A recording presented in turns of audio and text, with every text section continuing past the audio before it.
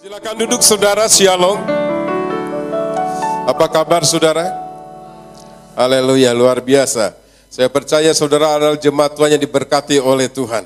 Amin. Ada rambu-rambu dalam kehidupan kita. Kalau kita langgar rambu-rambu tersebut, maka kita bisa kena konsekuensi dari apa yang kita langgar. Saya tahu bahwa saya itu ada asam urat. Asam uratnya tinggi maksud saya.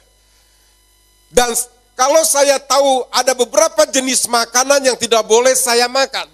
Tapi kalau rambu-rambu itu saya langgar, maka konsekuensinya saya harus ambil, yaitu apa?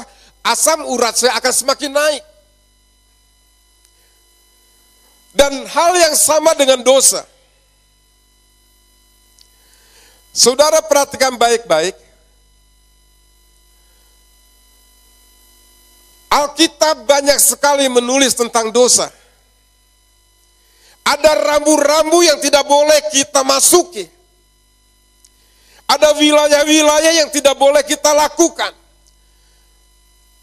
Tetapi ketika kita melanggar itu semua, ada konsekuensi yang harus kita ambil, yang harus kita terima dari akibat dosa tersebut.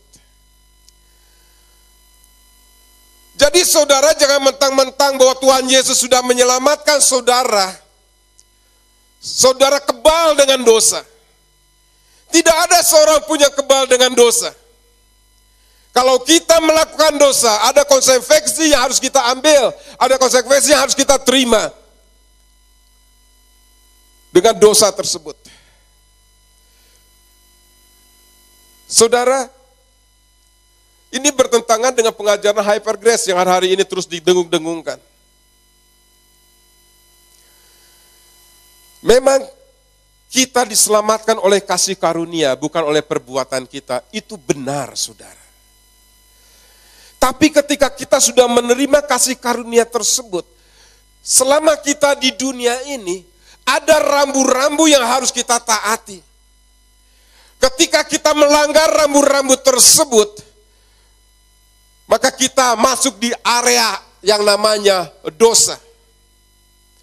Dan ketika kita masuk dalam area tersebut, ada konsekuensi yang harus kita terima dari dosa tersebut.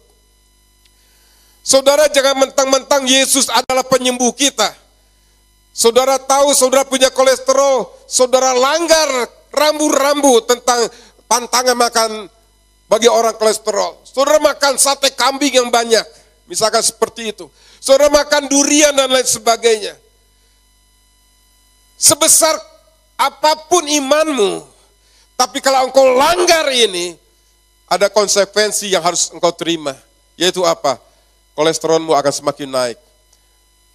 Bahkan tidak menutup kemungkinan engkau bisa stroke. Ya ini terjadi dengan pendeta kita, saudara. Ya. Waktu Paniko mengadakan KKR di Ambon kalau nggak salah. Ada seorang pendeta kita, saya tidak sebut namanya.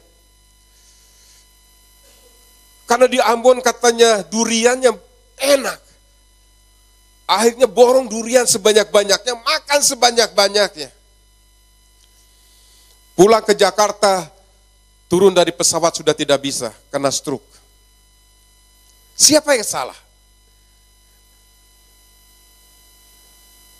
Memang Tuhan penyembuh. Tetapi ada rambu-rambu yang tidak boleh kita langgar. Hal yang sama memang saudara, Yesus yang menyelamatkan kita. Kasih karunia yang menyelamatkan kita.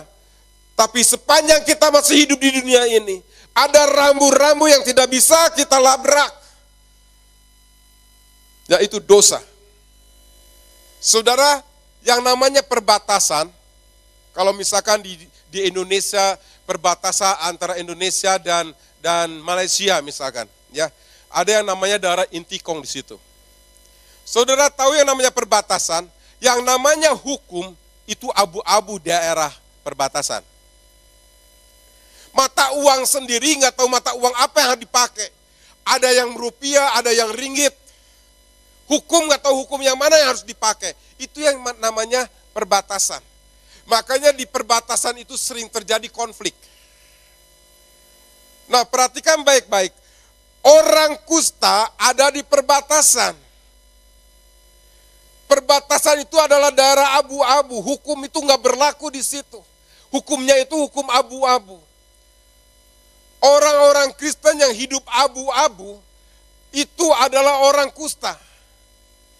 Orang-orang Kristen yang hidup abu-abu, dosa dilakukan, ke gereja dilakukan, beribadah ya tapi ke dukunnya. Ikut doa iya, tapi masih melakukan dosa dan sebagainya.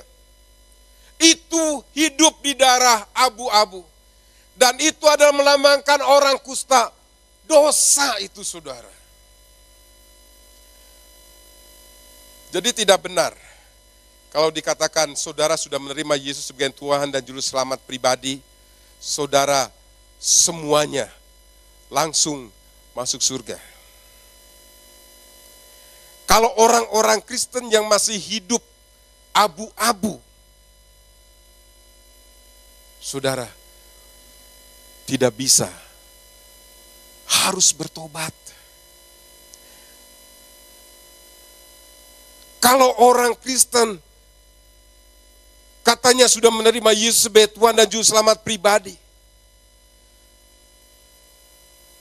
prisek masih dilakukan, nyeleweng ke sana ke sini, itu nggak bisa.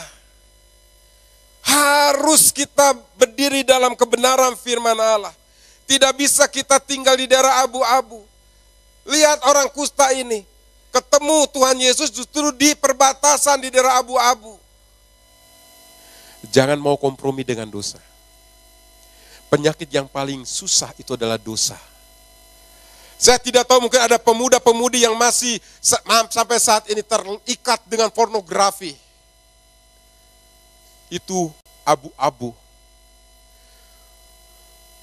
Mungkin saudara kelihatan saleh, saudara beribadah, tapi saudara terikat dengan pornografi. Tidak bisa melepaskan itu. Saudara sedang sakit kusta. Saudara sedang tinggal di daerah abu-abu. Saudara sedang kompromi dengan dosa. Saudara harus lepaskan itu. Mungkin saudara katakan, saya tidak bisa. Saya sudah berusaha tapi kembali jatuh.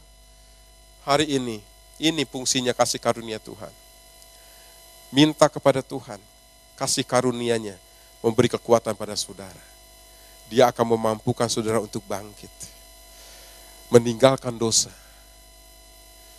Saya tidak tahu, mungkin ada pasangan suami istri yang melakukan hal-hal yang tidak lazim. Mungkin ada suami-suami yang masih melakukan perzinahan dan lain sebagainya. Mungkin saudara pengusaha tapi melakukan usaha dengan cara-cara yang kotor. Hari ini bertobat, saudara. Tuhan akan datang segera. Jangan tinggal di daerah abu-abu. Karena ada konsekuensi yang akan saudara terima ketika saudara tinggal di dalam dosa tersebut. Boleh saja kita jatuh dalam dosa, tapi jangan mau tinggal dalam dosa. Tinggalkan itu. Bertobat pada Tuhan. Haleluya. Firman Tuhan tidak akan saya perpanjangkan. Saya undang saudara bangkit berdiri. Kita akan masuk perjamuan kudus.